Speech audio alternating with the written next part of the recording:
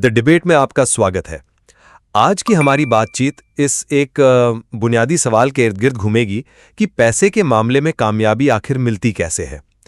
क्या ये हमारे बर्ताव, हमारी आदतों और हमारी सोच का नतीजा है, या फिर हमारी कामयाबी ज्यादातर किस्मत, जोखिम और उन भारी आर्थिक हालात पर टिकी हैं जिन पर हमारा कोई बस ही नहीं चलता। और ये पूरी चर्चा मॉर्गन हाउसल के किताब द साइकोलॉजी ऑफ मनी में दिए गए विचारों और कहानियों से निकली है। मेरा मानना है कि पैसे के साथ सही तालमेल बिठाना एक सॉफ्ट स्किल है, जहां आपका ज्ञान नहीं बल्कि आपका व्यवहार ज्यादा मायने रखता है। और मेरी दलील ये होगी कि हमारी मेहनत और कोशिशें अक्सर किस्मत और जोखिम जैसी बड़ी ताकतों के सामने बौनी पड़ जाती हैं, क्योंकि असल में तो वही नतीजों को तय करती हैं होते हैं। ये मनोविज्ञान जैसा है, जहां आपकी भावनाएं, आपकी सोच, ये छोटी छोटी बारीकियां ज्यादा काम आती हैं। मतलब आपका व्यवहार ही सब कुछ है। और इसका सबसे बड़ा सबूत मुझे लगता है रोनाल्ड रीड और रिचर्ड फुस्कोन की कहानियों में मिलता है। रीड एक मामूली चौकीदार थे जिन्होंने सिर्फ धैर्य के साथ बचत और निवेश करके $80 लाख से ज्यादा की दौलत बना ली। और दूसरी तरफ हार्वर्ड से पढ़े एक बेहद कामयाब फाइनेंसर रिचर्ड फुस्कोन थे। वो लालच और बहुत ज्यादा कर्ज लेने की वजह से दिवालिया हो गए। अब इन दोनों के बीच जो फर्क था वो शिक्षा या समझदारी का नहीं था, वो था व्यवहार का। एक तरफ धैर्य था तो दूसरी तरफ लालच। और देखिए ना, रजत गुप्ता या बर्नी मैडॉफ जैसे लोग जिनके पास अथाह पैसा था, फिर भी उन्होंने और ज्यादा पाने के लिए सब कुछ दांव पर लगा दिया। ये एक व्यवहार की नाकामी थी, जिसे किताब में कहा गया है कभी भी बस न कह पाना। अमीर बनना और अमीर बने रहना, इन दोनों में जमीन आसमान का फर्क है। अमीर बने रहने के लिए विनम्रता चाहिए, और साथ ही ये डर भी कि आपने जो कुछ भी बनाया है वो रातों रात खत्म भी हो सकता है। इसे कहते हैं सर्वाइवल, मतलब टिके रहने की कला। और वॉरेन बफेट की कामयाबी का असली राज यही है। वो घबराए बिना दशकों तक मैदान में टिके रहे। देखिए, मैं इस मसले को एक बिल्कुल अलग ही नजरिए से देखती हूँ। ये मान लेना कि सिर्फ बर्ताव से ही कामयाबी तय होती है, ये किस्मत और जोखिम के जबरदस्त रोल को पूरी तरह अनदेखा करना है। हर नतीजा हमारी कोशिशों के अलावा दूसरी ताकतों से भी तय होता है। बिल गेट्स की ही कहानी ले लीजिए। वो दुनिया के उन गिने चुने हाई स्कूलों में से एक में पढ़ते थे जहां एक कंप्यूटर था। ये 10 लाख में एक वाली किस्मत थी। और उन्हीं के दोस्त केंट इवांस, जो उतने ही होशियार और जुनूनी थे, हाई स्कूल में ही एक पहाड़ी हादसे में मारे गए। ये 10 लाख में एक वाला जोखिम था। हुनर एक जैसा, जुनून एक जैसा, लेकिन किस्मत और जोखिम ने दोनों के नतीजे बिल्कुल अलग कर दिए। और इसके अलावा हम पैसे को लेकर जो भी फैसले करते हैं वो बहुत हद तक हमारे निजी तजुर्बों से तय होते हैं। और ये तजुर्बे इस बात पर निर्भर करते हैं कि हम कब और कहाँ पैदा हुए, जो कि पूरी तरह से किस्मत की बात है। सोचिए, जिस इंसान का जन्म 1970 में हुआ, उसने अपनी जवानी में शेयर बाजार को 10 गुना बढ़ते देखा। वहीं 1950 में पैदा हुए इंसान ने लगभग कुछ भी नहीं देखा। जाहिर है दोनों का बर्ताव अलग होगा, लेकिन ये इसलिए नहीं कि उनमें कोई पैदाइशी गुण था, बल्कि इसलिए कि उन्होंने 2 अलग अलग दुनिया देखी थी। इसीलिए जब हम किसी की वित्तीय सफलता या असफलता को देखते हैं तो हमें याद रखना चाहिए कि कुछ भी उतना अच्छा या बुरा नहीं होता जितना वो दिखता है, क्योंकि पर्दे के पीछे किस्मत और जोखिम हमेशा अपना खेल खेल रहे होते हैं। आपकी बात दिलचस्प है, और यहीं से हमारी बहस का असली मुद्दा शुरू होता है। आप बिल गेट्स की किस्मत की बात कर रही हैं, लेकिन क्या हम रोनाल्ड रीड के व्यवहार को नजरअंदाज कर सकते हैं? एक मामूली चौकीदार ने हार्वर्ड के MBA को सिर्फ इसलिए मात दे दी क्योंकि उसमें धैर्य था और दूसरे में लालच। ये तो इस बात का जीता जागता सबूत है कि आपका स्वभाव आपकी डिग्री से ज्यादा ताकतवर है। मैं आपकी बात की भावना समझती हूँ, लेकिन क्या हम रीड की कहानी को सिर्फ धैर्य का तमगा पहनाकर छोड़ सकते हैं? हमें उनकी परिस्थितियों को भी तो देखना होगा। वो 92 साल तक जिए। इसका मतलब है कि उनके निवेश को कंपाउंड होने के लिए, मतलब ब्याज पर ब्याज कमाने के लिए, एक असाधारण रूप से लंबा वक्त मिला। ऊपर से उन्होंने अमेरिकी अर्थव्यवस्था के उस सुनहरे दौर में निवेश किया जब बाजार लगातार ऊपर जा रहा था। क्या ये किस्मत नहीं थी? और दूसरी तरफ फुस्कोन 2008 के वित्तीय संकट के दौरान भारी कर्ज में डूबे हुए थे। एक ऐसी घटना जिसे कोई नहीं देख सकता था। ये एक बाहरी जोखिम था। तो क्या हम कह सकते हैं कि एक का व्यवहार अच्छा था और दूसरे का बुरा? या सच ये है कि एक किस्मत के सही पाले में था और दूसरा जोखिम के गलत पाले में? नहीं नहीं, यहीं पर आपका तर्क कमजोर पड़ जाता है। आप फुस्कून के कर्ज को एक बाहरी घटना का नतीजा बता रही हैं, लेकिन बाहरी कर्ज लेने का फैसला तो उनका अपना था। वो एक व्यवहार से जुड़ा फैसला था। उन्होंने जोखिम को दावत दी। रोनाल्ड रीड ने सादगी को चुना, जो कि एक व्यवहार से जुड़ा फैसला था। हम बाजार को नियंत्रित नहीं कर सकते, ये सच है, लेकिन हम अपने लालच और अपने द्वारा लिए गए कर्ज को तो नियंत्रित कर सकते हैं। असली लड़ाई तो वही है। फुस्कून उस अंदरूनी लड़ाई में हार गए, बाहरी लड़ाई में नहीं।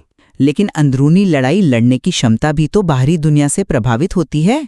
चलिए वॉरेन बफे की बात करते हैं, जिन्हें आप व्यवहार की मिसाल मानते हैं।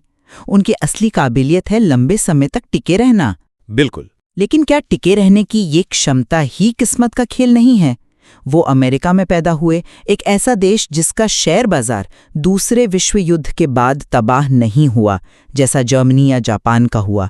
अगर वो जापान में पैदा होते तो क्या उनका धैर्य उन्हें बचा पाता? उनके ही एक दोस्त थे, रिक ग्यूरीन, जिनके बारे में बफेट खुद कहते हैं कि वो उतने ही होशियार थे। लेकिन ग्यूरीन 1973-74 की मंदी में बर्बाद हो गए, क्योंकि उन्होंने कर्ज लिया था। उस वक्त सब कर्ज ले रहे थे। जब बाजार चढ़ रहा था तो ग्यूरीन साहसी थे, जब गिरा तो वो लापरवाह हो गए। सच तो ये है कि साहसी और लापरवाह के बीच की लकीर अक्सर नतीजा आने के बाद खींची जाती है, और ये उत्तरजीविता के पूर्वाग्रह यानी सर्वाइवरशिप बायस का एक क्लासिक उदाहरण है। आप उत्तरजीविता पूर्वाग्रह की बात कर रही हैं। जरा इसे हमारे सुनने वालों के लिए आसान भाषा में समझाइए। बिल्कुल। उत्तरजीविता पूर्वाग्रह का मतलब है कि हम सिर्फ सफल लोगों को देखते हैं जो अंत तक टिके रहे, और हम उनकी कहानी को ही सच मान लेते हैं। हम उन हजारों लाखों लोगों को पूरी तरह से भूल जाते हैं जिन्होंने ठीक वही काम किया, वही रणनीति अपनाई, लेकिन नाकाम हो गए क्योंकि किस्मत ने उनका साथ नहीं दिया। हम वॉरेन बफेट को देखते हैं, पर रिक ग्यूरेन जैसे अनगिनत लोगों को नहीं देखते जो उसी रास्ते पर चले पर गलत समय पर एक गड्ढे में गिर गए। हम सफलता का पूरा श्रेय इंसान के व्यवहार को दे देते हैं और असफलता को भी, जबकि असल में शायद किस्मत का हाथ ज्यादा बड़ा था। बहुत जरूरी बात है, मैं मानता हूं, लेकिन ये तस्वीर का सिर्फ एक हिस्सा है। ये व्यक्ति की अपनी जिम्मेदारी और एजेंसी को पूरी तरह से खत्म कर देता है। बिल गेट्स को किस्मत से कंप्यूटर मिला, ठीक है, लेकिन उस स्कूल में और भी बच्चे थे। गेट्स और पॉल एलन ने उस मौके को भुनाने के लिए जो जुनून दिखाया, रात रात भर जागकर जो मेहनत की, वो व्यवहार था। किस्मत दरवाजा खोल सकती है, लेकिन दरवाजे से चलकर अंदर जाने का काम तो आपको ही करना पड़ता है कि नहीं? हजारों लोगों को मौके मिलते हैं, लेकिन कुछ ही लोग उस मौके को एक साम्राज्य में बदल पाते हैं, और वो फर्क व्यवहार से ही पैदा होता है। मैं एजेंसी या मेहनत को नकार नहीं रही हूं। मैं कह रही हूं कि नतीजे सिर्फ मेहनत का फल नहीं होते। और ये बात निवेश की दुनिया में और भी ज्यादा सच है, जहां पूंछ वाली घटनाओं यानी टेल इवेंट्स का बोलबाला होता है। एक और दिलचस्प शब्द, पूंछ वाली घटनाएं। इसका क्या मतलब है? जो किसी भी औसत से बहुत दूर होती हैं, जैसे लॉटरी जीतना या किसी एक स्टॉक का हजारों गुना बढ़ जाना। निवेश में ज्यादातर रिटर्न इन्हीं गिनी चुनी घटनाओं से आता है। वेंचर कैपिटल का पूरा बिजनेस इसी पर चलता है। वो 100 कंपनियों में पैसा लगाते हैं, ये जानते हुए कि 95 डूब जाएंगी, लेकिन जो 5 चलेंगी वो इतना कमाकर देंगी कि सारा घाटा पूरा हो जाएगा। डिज्नी के इतिहास को देखिए, उन्होंने 400 से ज्यादा कार्टून बनाए जो लगभग फ्लॉप रहे। फिर स्नो वाइट आई, एक पूंछ वाली घटना जिसने कंपनी को न सिर्फ बचाया बल्कि हमेशा के लिए बदल दिया। इसका मतलब है कि असाधारण सफलता लगातार अच्छे व्यवहार का नतीजा नहीं, बल्कि एक अप्रत्याशित बाहरी घटना का नतीजा होती है। मैं आपकी बात से सहमत हूं कि पूंछ वाली घटनाएं ही बड़े रिटर्न देती हैं, लेकिन मेरा तर्क ये है कि उन घटनाओं का फायदा उठाने के लिए आपको खेल में बने रहना पड़ता है। जो लोग घबराकर बाजार से निकल जाते हैं, जो दिवालिया हो जाते हैं या जो उम्मीद छोड़ देते हैं, वो उन दुर्लभ जीतों का स्वाद चखने के लिए कभी टिकते ही नहीं। अमेज़न के जेफ बेजोस इस बात को सबसे अच्छी तरह समझते हैं। वो कहते हैं कि अमेज़न में दर्जनों प्रयोग नाकाम होंगे और वो इसके लिए तैयार हैं, क्योंकि उन्हें पता है कि एक अमेज़न वेब सर्विसेज यानी AWS जैसी सफलता उन सारी नाकामियों के घाटे को भर देगी। तो उस एक बड़ी सफलता का इंतजार करने का जो धैर्य है, जो अनुशासन है, जो टिके रहने की क्षमता है, वही तो व्यवहार है। ये सिर्फ किस्मत का इंतजार करना नहीं है, बल्कि एक ऐसा माहौल बनाना है जहां किस्मत आपको ढूंढ सके। लेकिन खेल में बने रहने की क्षमता भी तो अक्सर किस्मत पर ही निर्भर करती है। अगर बेजोस ने गलत समय पर अमेज़न शुरू किया होता, मान लीजिए 2000 के .com बबल फूटने से ठीक पहले, या अगर किसी बड़ी मंदी ने उन्हें शुरुआत में ही खत्म कर दिया होता, तो क्या उनका धैर्य उन्हें बचा पाता? यहीं पर मेरी बात वापस आती है। आपका व्यवहार आपके माहौल से तय होता है। किताब में ही लिखा है कि जो इंसान गरीबी में पला बड़ा है, वो जोखिम के बारे में एक अमीर बैंकर के बच्चे से बिल्कुल अलग सोचेगा। उसका जो उचित व्यवहार है, वो उसकी परिस्थितियों की देन है, न कि किसी चुने हुए गुण की। उसका व्यवहार उसके अनुभवों का नतीजा है, और अनुभव किस्मत की देन है। अंत में मुझे लगता है कि जहां बाहरी ताकतें मौजूद हैं, हम उन्हें नकार नहीं सकते, लेकिन हमारे हाथ में जो सबसे शक्तिशाली औजार है, वो हमारा अपना व्यवहार। रोनाल्ड रीड और रिचर्ड फुस्कोन की कहानियां या रजत गुप्ता जैसे लोगों का पतन, ये सब हमें एक ही बात सिखाते हैं। कुंजी ये समझने में है कि हम कैसे सोचते हैं, अपने लालच और डर को कैसे काबू में रखते हैं, संतोष की भावना कैसे पैदा करते हैं और चक्रवृद्धि को अपना जादू चलाने के लिए लंबा समय देते हैं। असली ताकत यही है। और मैं कहूंगी कि हम इस सच को नजरअंदाज नहीं कर सकते कि ये खेल एक ऐसे मैदान पर खेला जा रहा है जो पूरी तरह से किस्मत और जोखिम से भरा है। हमारी शुरुआती परिस्थितियां, हम किस दौर में जी रहे हैं, और वो अप्रत्याशित घटनाएं जिनका हम पर कोई नियंत्रण नहीं है, ये अक्सर हमारे सचेत फैसलों से कहीं ज्यादा असर डालती हैं। सफलता या असफलता का सारा श्रेय सिर्फ व्यवहार को दे देना उन लाखों में एक मौकों को अनदेखा करना है जो असल में नतीजों को तय करते हैं। सच्ची विनम्रता यह स्वीकार करने में है कि असल में हमारा नियंत्रण कितना कम है। शायद असली वित्तीय समझ इन दोनों में से किसी एक को चुनने में नहीं है। शायद ये समझने में है कि हमारा व्यवहार उस दुनिया में सबसे अच्छी तरह से कैसे काम कर सकता है जो मूल रूप से किस्मत और अनिश्चितता से चलती है।